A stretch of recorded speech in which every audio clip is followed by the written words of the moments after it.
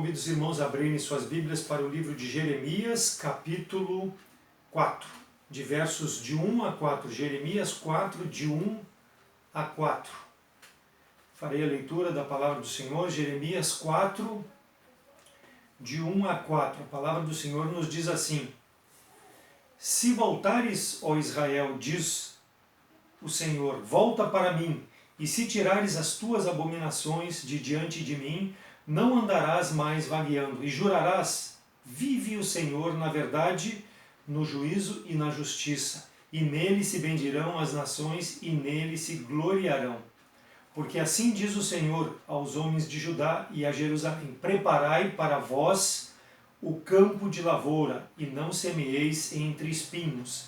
Circuncidai-vos ao Senhor, e tirai os prepúcios do vosso coração, ó homens de Judá e habitantes de Jerusalém, para que o meu furor não venha a sair como fogo, e arda de modo que não haja quem apague por causa da sua malícia das vossas obras. Amém? Vamos orar. Senhor nosso Deus, graças te damos pela vida, por essa oportunidade que temos, iniciando o ano, em oração, chegarmos na tua presença, Deus, para agradecermos por tudo aquilo que tu fez para conosco no ano que concluímos, e pedimos, ó Pai, a tua orientação para esse ano de 2021, que cada um de nós possa buscar fazer aquilo que realmente te agrada, conforme nós vamos ver nessa noite. Ó Deus, ajuda-nos a compreendermos a tua palavra, praticarmos, vivermos de forma santa, para que tu possas se agradar daquilo que nós fazemos para a tua honra e para a tua glória. Receba nossos pedidos de oração também, ó Deus, que estaremos encaminhando logo mais, e que a tua vontade prevaleça sobre todas as coisas. Graças te damos pela vida, pela comunhão que temos, pela saúde e pela salvação. Em nome de Cristo que eu oro agradecido. Amém. Plano Supremo do Cristianismo. Plano Supremo do Cristianismo. Esta mensagem, irmãos, ela é proveitosa tanto para crente como para incrédulo. Para o início de ano, uma mensagem desafiadora para aquele que não tem Jesus Cristo como Salvador, para o salvo e para todo aquele que está nos ouvindo.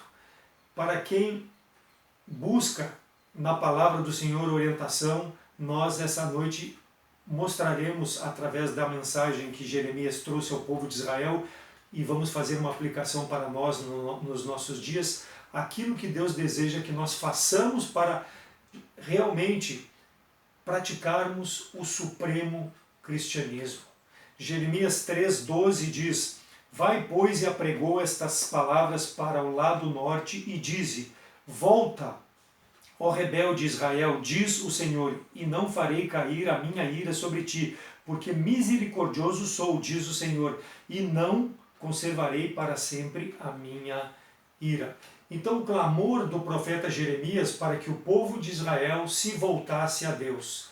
Israel deveria reconhecer a sua iniquidade, a sua rebelião que estava fazendo separação entre Israel e Deus. Caso Israel não aceitasse esse convite de se arrepender, se voltar para Deus, da parte de Deus haveria um julgamento. Deus estaria levando o povo ao cativeiro. O profeta Jeremias viveu nos últimos dias da nação decadente de Israel.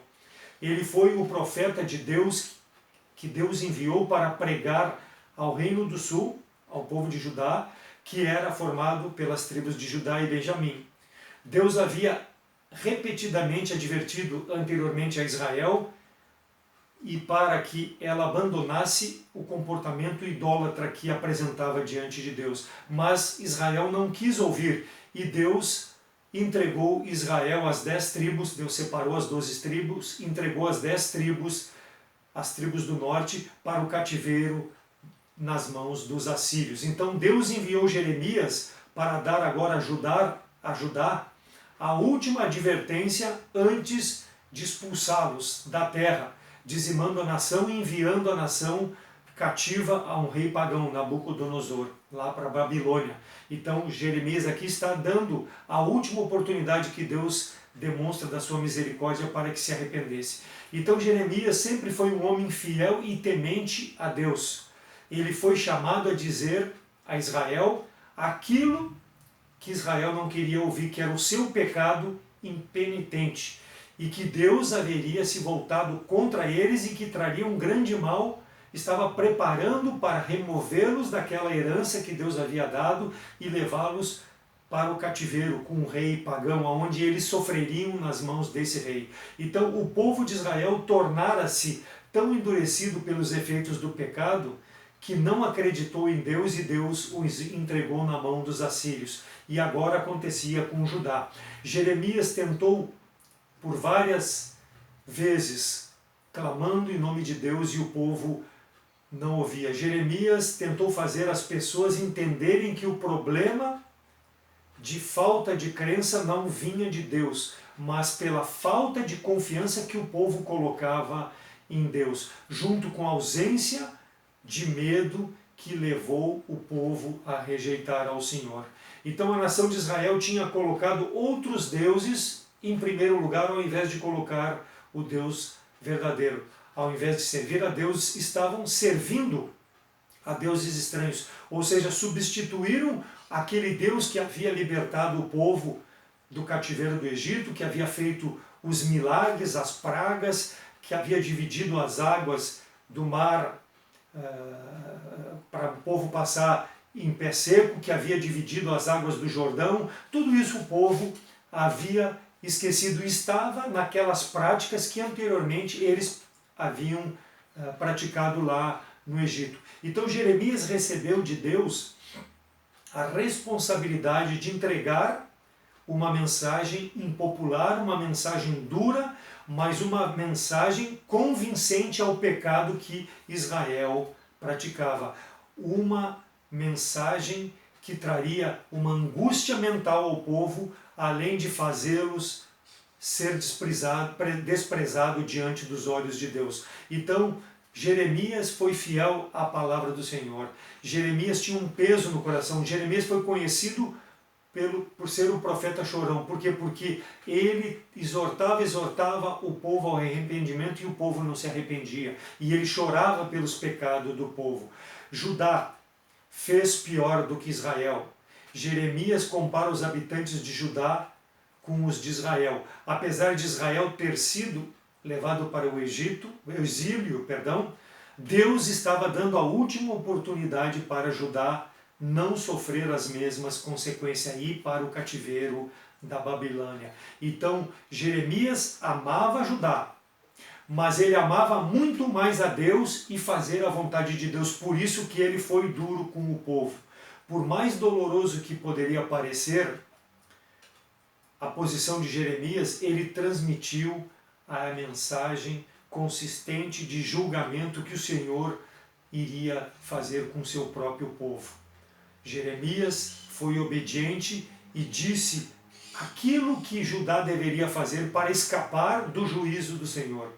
Ele esperou, ele orou pela misericórdia de Deus sobre Judá, mas também ele confiou no mandado de Deus para ir e pregar, porque Deus é bom, Deus é justo, Deus é íntegro, mas também Deus julga o pecado que nós conhecemos e não queremos abandonar. É o que acontecia com o povo de Judá. Então nós devemos, irmãos, ficar como Jeremias, ao lado da palavra de Deus e confrontar as pessoas a respeito da sua condição espiritual, que eles estão separados eternamente de Deus e que eles precisam restabelecer a condição, e isso só através de Jesus Cristo. E também nós não podemos ter medo de confrontar irmãos da mesma fé que estão vivendo em pecado, sabem que estão vivendo em pecado e não querem abandonar o pecado. Nós somos responsáveis em adverti-los para que se voltem para Deus, para que não experimentem o juízo de Deus. Então Deus não tolera o pecado, seja no incrédulo como no crente. Por quê? Porque ele deseja que as pessoas vivam numa comunhão perfeita com Ele. E para isso não pode estar em pecado. Então reconhecer a vontade de Deus deve ser de grande importância na vida, seja do crente, seja do incrédulo. Porque nós não podemos andar após os nossos próprios desejos, confiar na nossa carne.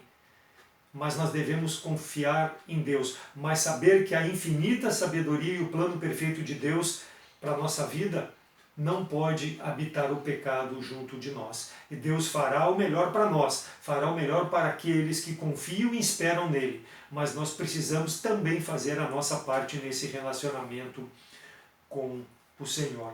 Então, tomando o povo de Israel como referência, nós vamos ver o plano supremo do cristianismo. O que exige o plano supremo do cristianismo? Primeiro, versículo 1, voltar para Deus. Ele diz ali no início do capítulo: se voltares, ó Israel, diz o Senhor, volta para mim.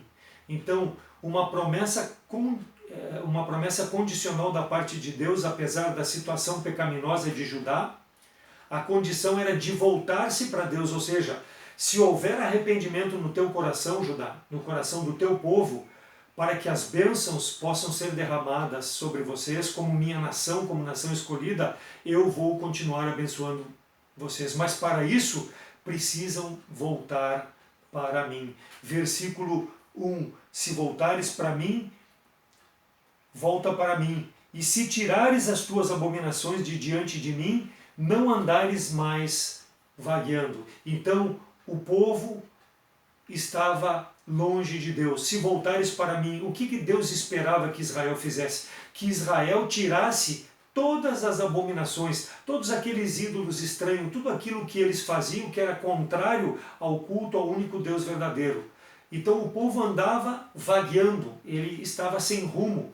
Não mais vagueando implica que Israel precisava arrepender-se, para que Deus não se afastasse mais e mais do povo como já estava afastado.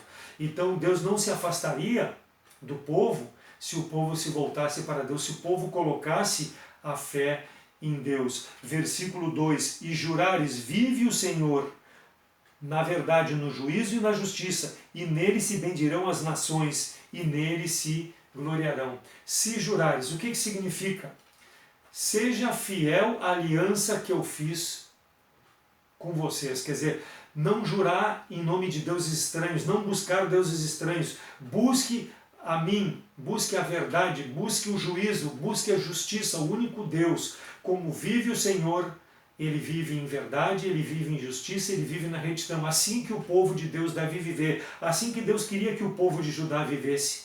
São os padrões de Deus para o seu povo, não os padrões desses deuses estranhos, não os padrões do mundo egípcio, mas o padrão de Deus. São padrões pelos quais todo o povo, desde o rei até o mais baixo cargo entre o povo, o escravo, precisava andar dentro dos padrões de Deus. Senão ele seria julgado, todos, ninguém escaparia do juízo. Deus pede ao povo que se volte para ele e busque a verdade, a justiça, a retidão. Assim Deus poderá voltar-se para o povo. Então, primeiro, volte-se para Deus para que o Deus possa se voltar para ti. Deve ser uma característica do crente, do descrente, de todo aquele buscar a Deus para poder ter comunhão com Deus. Antes de Cristo nascer, então, o profeta Jeremias escreveu sobre o plano supremo que a pessoa deve ter em sua vida, voltar-se para Deus. Então, alguém pode dizer, tu precisas de uma igreja, uma religião. Tu estás firme numa igreja? Deus tem algo mais elevado do que tu estares firmes numa igreja. Se voltar para Deus, volte-se para Deus. Dizer que está firme na igreja é muito superficial. É possível voltar-se para a igreja, mas não estar com Cristo. Então aquele que está em Cristo, ele está na igreja. A palavra de Deus diz, aquele que está em Cristo, nova criatura é. As coisas velhas já passaram, eis que tudo se fez novo. Volte-se para Cristo e ele, mudando a tua vida, tu estarás com Deus. Estar em Cristo é consequentemente estar na igreja. É reflexo de alguém que está no Senhor. Por quê? Porque vai buscar as coisas que agradam a Deus. E Deus, através de Jesus Cristo, instituiu a igreja para que nós possamos ali adorar a Deus verdadeiramente, termos comunhão uns com os outros. Então estar na igreja não é suficientemente, mas estar no Senhor é o que Deus pede de nós. Atos 11, 23, o qual, quando chegou e viu a graça de Deus, se alegrou e exortou a todos que, com firmeza de coração, permanecessem no Senhor. Versículos 21 e 22 do mesmo capítulo 11, e a mão do Senhor era com eles. O grande número creu de pessoas e se converteu ao Senhor, e chegou a fama destas coisas aos ouvidos da igreja que estava em Jerusalém, e enviaram Barnabé até Antioquia. Então toda pessoa, na época da igreja primitiva, quando a palavra era pregada, chegava para ouvir a mensagem, se convertia, ela automaticamente era orientada a permanecer no Senhor. É o que diz o versículo 23 do capítulo 11 de Atos. Exortou que permanecessem no Senhor. Então Barnabé discipulava a pessoa, mostrava a pessoa como ela poderia se manter no Senhor. Por quê? Porque se a decisão é verdadeira, ela vai ter prazer em ficar no Senhor, em voltar-se para Cristo. A igreja de Antioquia, então, ela nasceu e cresceu porque tinha pessoas que se voltaram verdadeiramente para Deus, mas havia pessoas que orientavam, e uma delas era Barnabé. Permaneça firme no Senhor, é o que ele dizia e pregava também.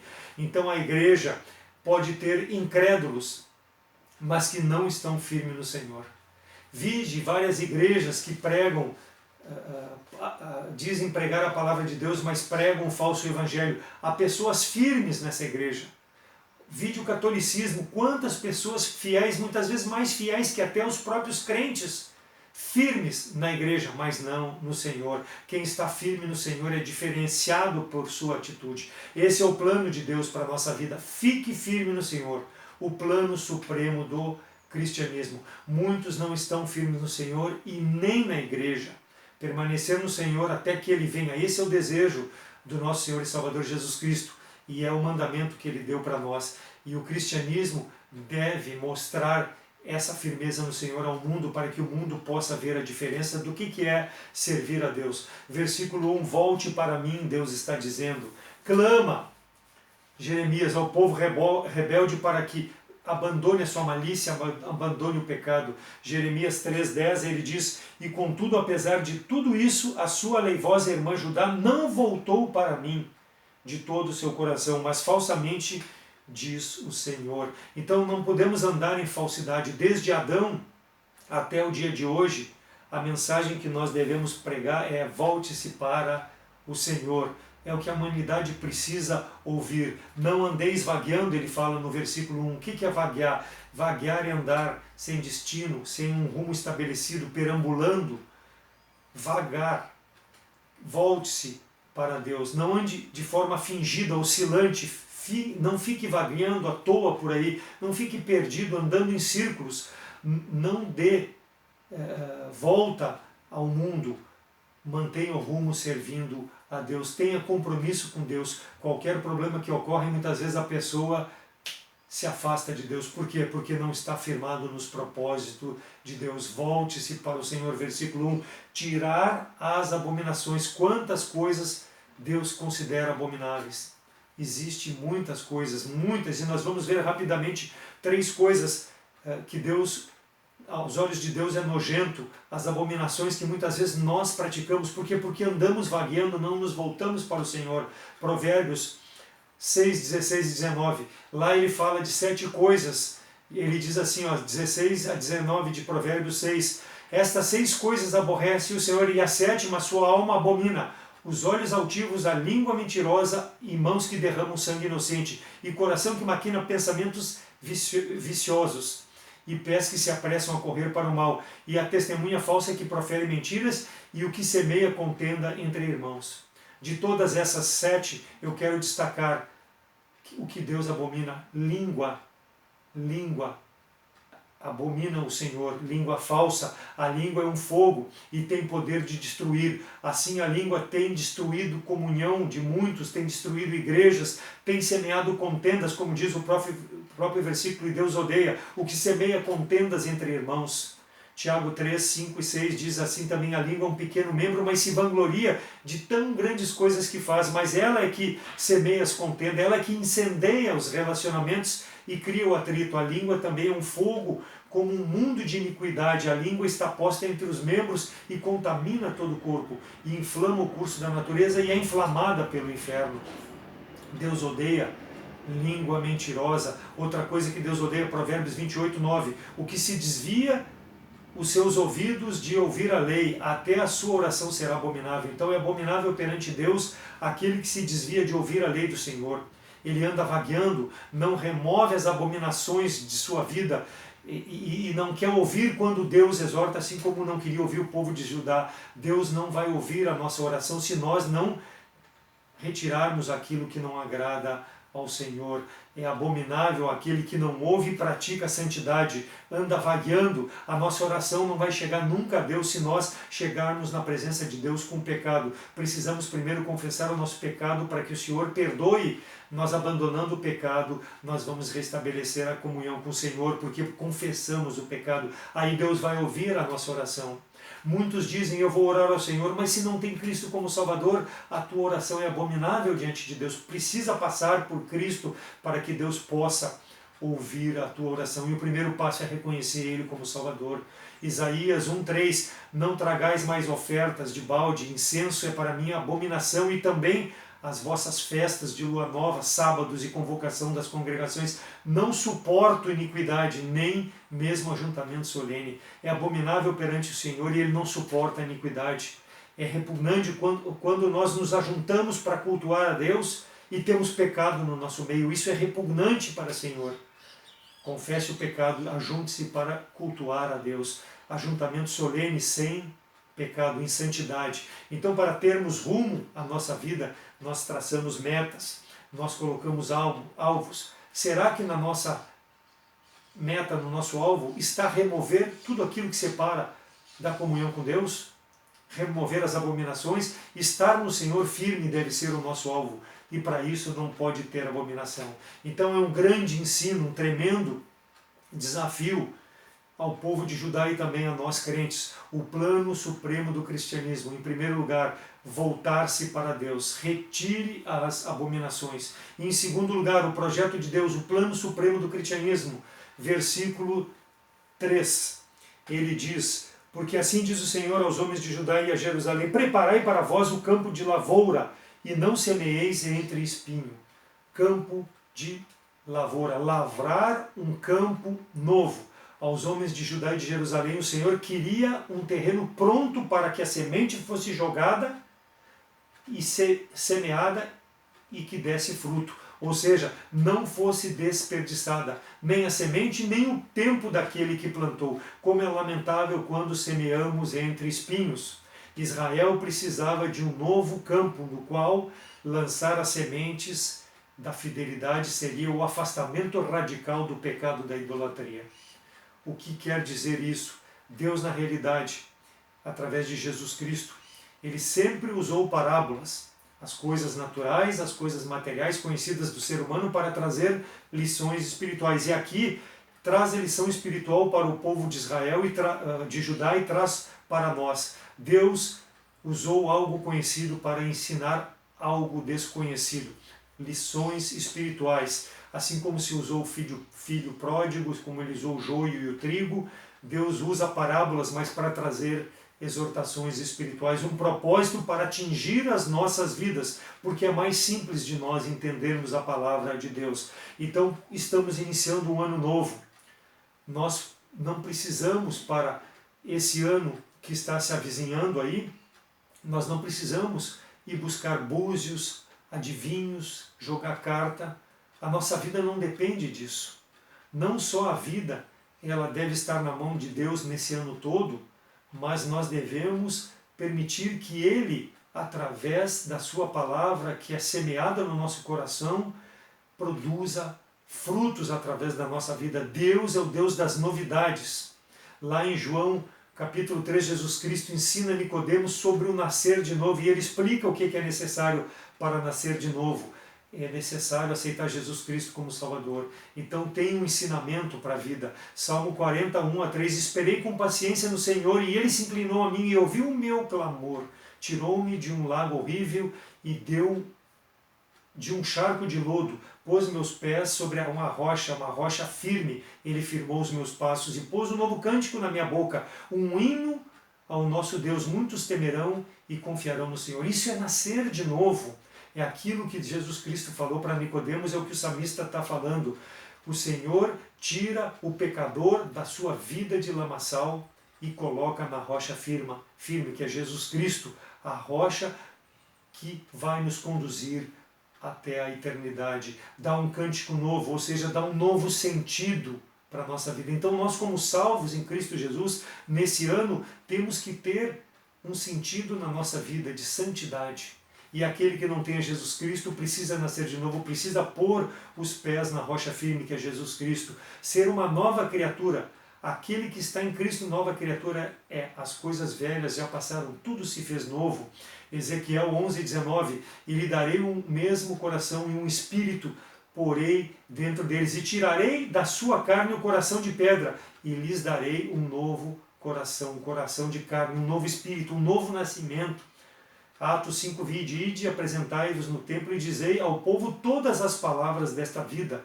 Então o anjo insistiu para que pregassem a mensagem completa da vida eterna, de uma nova vida. Salmo 51:10, salmista Davi diz, cria em mim, ó Deus, um coração puro e renova em mim um espírito reto, um coração puro. Então é o Deus das novidades. Inicie o ano, se tu ainda não tens Jesus Cristo como Salvador, numa nova vida. Deus quer transformar o teu coração. E nós, como crentes, precisamos permitir que a palavra de Deus mude aquilo que ainda não foi transformado por causa que o pecado está impedindo. Devemos estar nos propósitos de Deus. E o propósito de Deus para aquele que não tem Jesus Cristo como Salvador é aceitar a salvação em Cristo.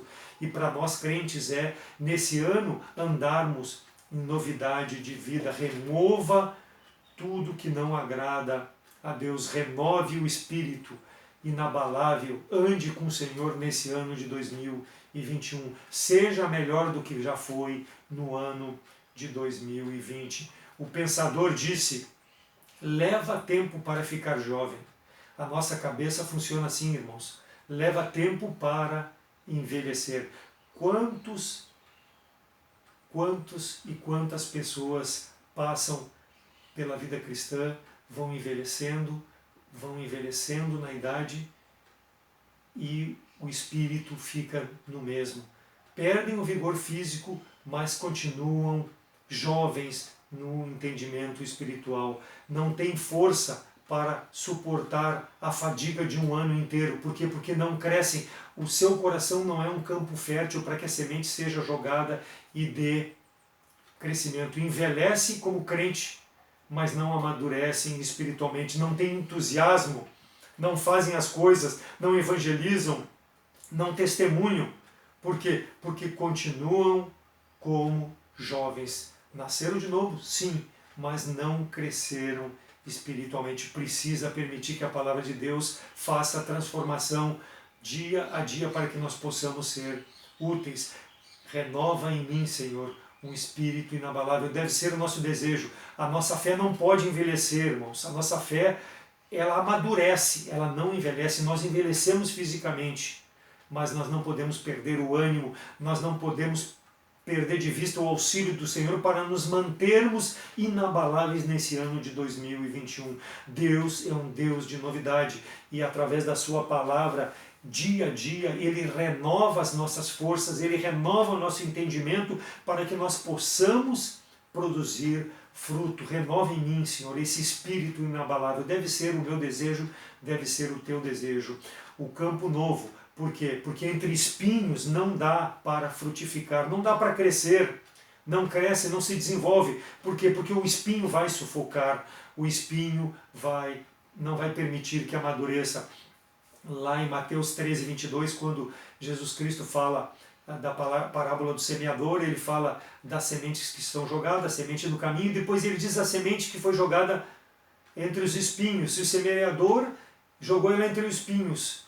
E ele compara que é aquele que ouve a palavra, mas os cuidados desse mundo e a sedução das riquezas sufocam a palavra e ela fica infrutífera. Lavrai um campo novo, um campo onde a semente seja semeada e não semente entre os espinhos.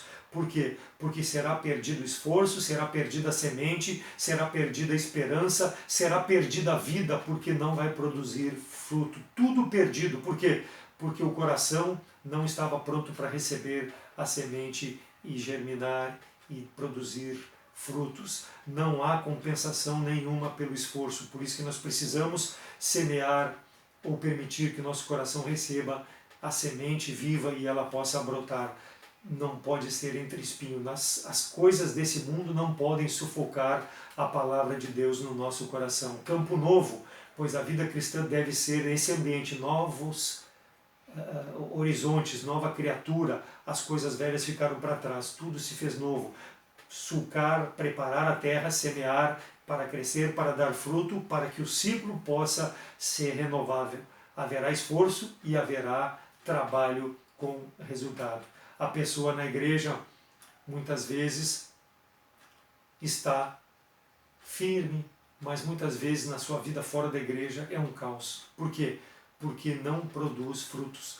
Tem problemas de relacionamento em casa, tem problemas com os filhos, tem problemas no trabalho, tem problemas de desespero. Por quê? Porque a semente que é semeada com a pregação da palavra de Deus, ou quando ele abre a palavra para ler na sua própria casa, não produz. Por quê? Porque o coração, quando cai no seu coração a semente, os espinhos bloqueiam e não permite que cresça, sufoca e não dá fruto, porque está cuidando de coisas passageiras e não cuidando das coisas de Deus. Por quê? Porque não se voltou para Deus. Então a pessoa não tem ânimo, não faz nada, não evangeliza, não é um bom testemunho, não anda em santidade.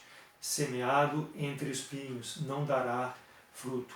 Então, as pessoas não podem alimentar mágoas, amarguras nos relacionamentos entre incrédulos e com os irmãos. Por quê? Porque não vai colher, não vai ter nada de proveitoso.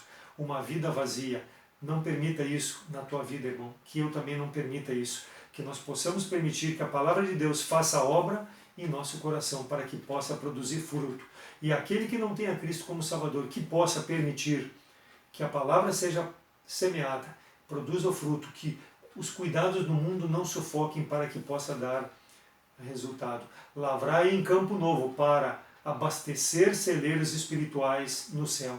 Então o plano supremo do cristianismo, voltar-se primeiro para Deus, retire as abominações. Segundo, lavrar em campo novo, o Deus da novidade, a vida nova. E por último, em terceiro lugar, circuncidar o coração, versículo 4. Circuncidai-vos ao Senhor e tirai os prepúcios do vosso coração, ó homens de Judá e habitantes de Jerusalém, para que o meu furor não tenha a sair como fogo, e arda de modo que não haja quem apague por causa da malícia das vossas obras. A circuncisão para Judá não poderia ser apenas exterior na aparência, mas teria que ser verdadeira, profunda, real, dentro do coração, dentro da pessoa.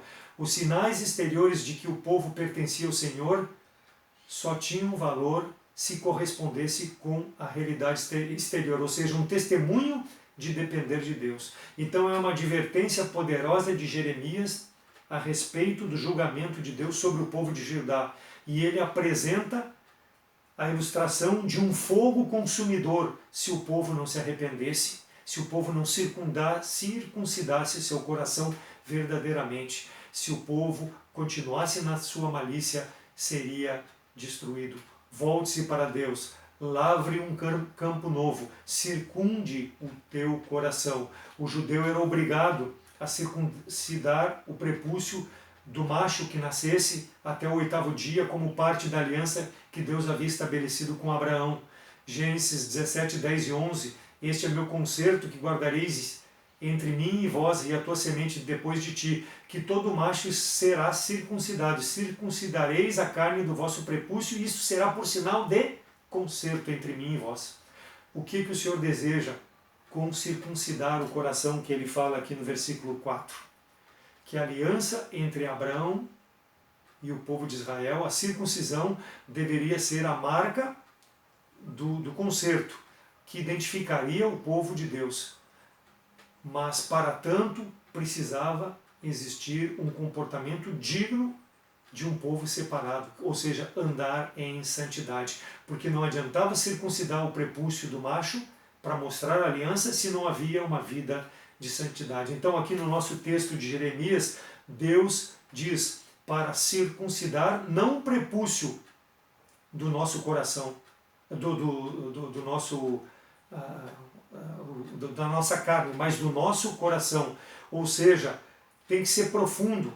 É o sinal de que o meu coração, que o teu coração está nas mãos de Deus. Mateus 15, 19, porque do coração procede os maus pensamentos, mortes, adultérios, prostituição, furtos, falsos testemunhos e blasfêmias. É do coração que vem o pecado. Então o coração que está circuncidado, que está na mão de Deus, verdadeiramente que foi transformado, essas coisas, esses maus pensamentos, mortes, adultérios, prostituição, tudo que é abominável diante de Deus não vai ser visto na minha e na sua vida. Se volte para Deus. Volte para mim, o Senhor está dizendo. E isso passa por um coração transformado verdadeiramente.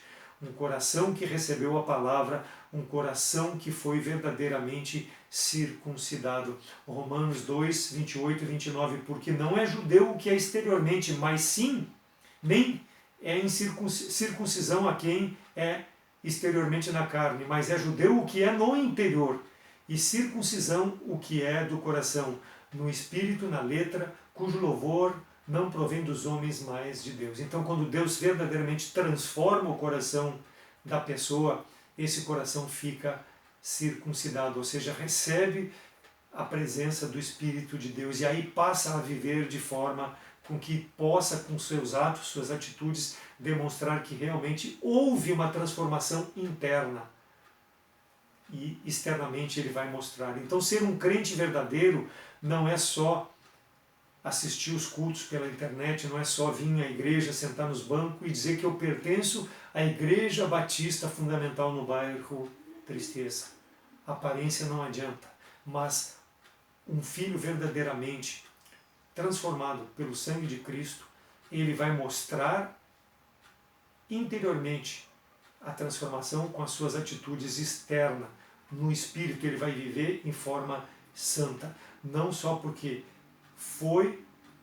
está mostrando exteriormente, mas porque dentro do seu coração houve uma mudança.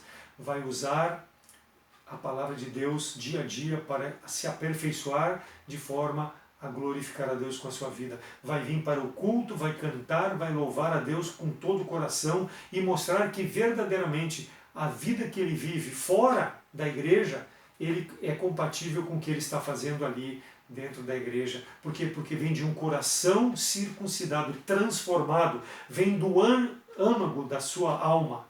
Devemos honrar a Deus, irmãos, por sermos chamados povo de Deus, crentes, porque somos transformados pelo sangue de Cristo. Então eu não estou na igreja, eu estou no Senhor, por isso que eu estou aqui adorando a Deus ou assistindo a mensagem através da internet nesses tempos de pandemia. Então uma vida de santidade, uma vida em que a vontade de Deus está em primeiro lugar, o desejo de servir a Deus sobre todas as coisas vai ser manifestado quando o nosso coração realmente for transformado, circuncidado. É isso que Deus está falando, circuncidai vossos corações. Quem está no Senhor pode dizer que está na igreja, tem um coração transformado. Então o supremo plano do cristianismo, voltar para Deus, retire as abominações, lavrar em campo novo, o Deus das novidades, o Deus da vida nova, e circuncidar o coração, viver em santidade e não por aparências, ser realmente um verdadeiro cristão. O meu apelo nessa noite dirige-se primeiro para aquele que ainda não conhece Jesus Cristo como Salvador. Não pode ser chamado filho de Deus. Por quê? Porque tu não é povo de Deus. Não nasceu de novo. Não tem o coração circuncidado, não tem o coração transformado.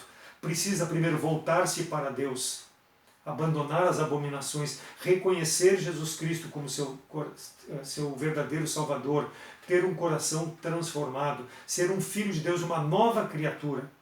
Entre esse ano é o meu apelo, com a tua vida transformada, mudada, impactada pelo sangue de Jesus Cristo. E assim tenha o teu nome escrito no livro da vida eternamente.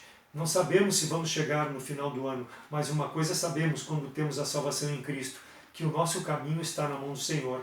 E se Ele nos levar, estaremos eternamente na presença do Senhor. Ou se Jesus Cristo voltar para buscar aquele que já crê nele, tu estarás presente na presença do Senhor.